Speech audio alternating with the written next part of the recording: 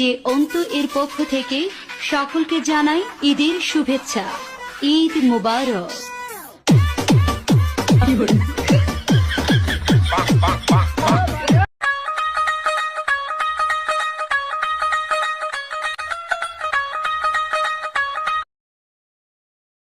আসেন চুরুক নাচ পেতে হবে নি? হ্যাঁ যাবো।